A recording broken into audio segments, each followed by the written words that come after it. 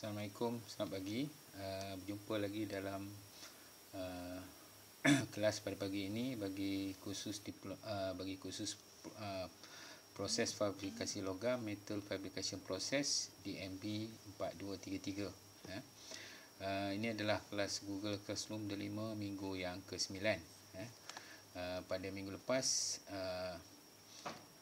kita telah pun mempelajari berkaitan dengan ultrasonic impact treatment. Jadi dalam kompetisi keempat ni kamu juga akan sedikit belajar ataupun mengikuti kuliah berkaitan dengan rawatan impak pneumatik ataupun PIT, Pneumatic Impact Treatment, PIT. Jadi jangan terkejutlah kalau kamu jumpa selain daripada UIT dia ada juga PIT. UIT adalah ultrasonic impact treatment, manakala PIT adalah pneumatic impact treatment. Kalau kamu jumpa lagi satu HFMI, itu adalah high frequency mechanical treatment, HFMT. Jadi PMT ni konsepnya sama, PIT ni konsepnya adalah sama.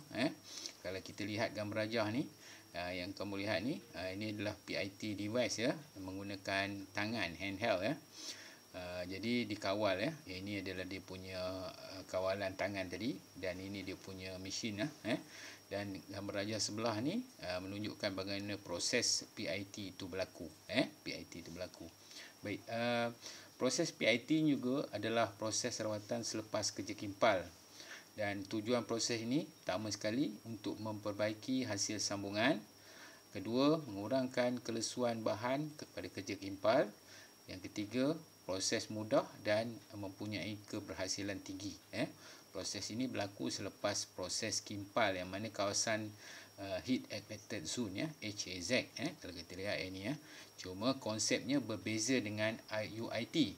UIT kita gunakan ultrasonic, jadi kita gunakan gelombang. Yang ini kita gunakan sistem pneumatik. Okey. Seterusnya ini rajah PIT yang kita lihat saiz. Kalau kita lihat ini adalah PIT, dia punya gun PIT. Kemudian kita tengok muncung dia ada yang bentuk macam chisel ataupun pahat. Ada macam-macam bentuk di sini. Ada yang berbentuk tajam, yang berbentuk V, yang berbentuk lurus, cepir macam ni pun ada. Ini adalah pneumatic impact treatment, sambal rajah gun dia. Baik, seterusnya kita lihat macam mana proses pneumatic impact treatment ni. Okey, saya suka pergi melihat pada gambar rajah. Pada gambar rajah ni kamu rujuk ini adalah satu construction pembuatan wesel ataupun dandang. Kalau kita lihat ini dandang dan sebelah ni adalah bagaimana proses selepas kerja kimpal berlakunya proses pneumatic impact treatment pada bahagian yang dikimpal. Kalau kamu lihat gambar rajah ni, gambar rajah yang saya tunjuk, saya boldkan ni. Baik. Bagaimana dia beroperasi? Otot-otot pneumatik dalam peranti menukar tenaga tekanan ke dalam impuls mechanical. Baik, otot mechanical maknanya serupa kalau kita kata impact ni, maknanya tekanan-tekanan tu bergetar dan menukar kepada tenaga impuls mekanik pada bahagian muncung. Muncung tadi dia akan menyentuh pada bahagian yang kita kenakan treatment tadi. Penghantaran tenaga mekanikal melalui satu atau lebih bolt ke sambungan kimpal, dia berlaku dalam sistem gun ni lah. Berlaku dalam sistem gun ni. Getaran ini biasanya pada jumlah 5 meter per saat. Jumlah pergerakan dia 5 meter per saat.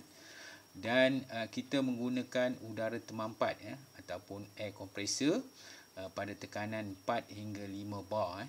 4 hingga 5 bar. Tekanan udara akan mengalir dan menyejukkan bolt supaya ketahanan alatan meningkat. Maknanya ada tekanan udara berlaku, dia akan menyejukkan bolt yang bersentuhan dengan bahagian yang kita kenakan treatment tadi sebagai bahan penyejuk. Jadi mudahnya jadi kalau kita lihat penggunaan PIT ni banyak dalam penggunaan pembinaan wesel, pembinaan kapal terbang, jadi dalam melibatkan kerja-kerja mekanikal. Baik, apa kelebihan pneumatic impact treatment? Okey, pertama sekali, pertama ia meningkatkan hayat sambungan kimpalan selepas rawatan. Maknanya dia akan menambah kekuatan sambungan selepas kita rawat dia. Kedua, meningkatkan potensi penggunaan dalam pembinaan ringan. Jadi pneumatik ni dia mudah dan mempunyai hasil yang lebih baik, so dia potensi penggunaannya lebih banyak dalam pembinaan ringan. Peningkatan kawalan kualiti kimpalan, seperti yang kita tahu, dia akan meningkatkan kawalan kualiti hasil kerja kimpalan. Peningkatan kekuatan sambungan kimpalan pada bahagian yang kita kimpal, meningkatkan kekerasan permukaan terutama pada bahagian sambungan kimpalan. Mana ni bahagian ni, bahagian kita kimpal ni. Okey, ni bahagian kita kimpal. Dia akan menguatkan persekitaran bahagian kimpal. Kemudian yang akhir sekali, yang mengelakkan peningkatan ketegangan, kakisan, regangan dan keretakan. Jadi bahagian-bahagian ini mudah retak. Mudah retak. Bahagian ini bahagian yang menerima tekanan yang tinggi. Jadi dengan adanya proses pneumatic impact treatment tadi, dia akan memperbaiki sifat dalam permukaan bahagian yang dikimpal dan bahagian yang terkena zone heat affected zone, bahagian yang terkena haba tadi. Bagi ini bahagian-bahagian tepian lah. Kalau kita kata edge treatment by concave bolt, maknanya bahagian concave, bahagian cengkung tadi. Ini bahagian ni kita akan rawat. Baik.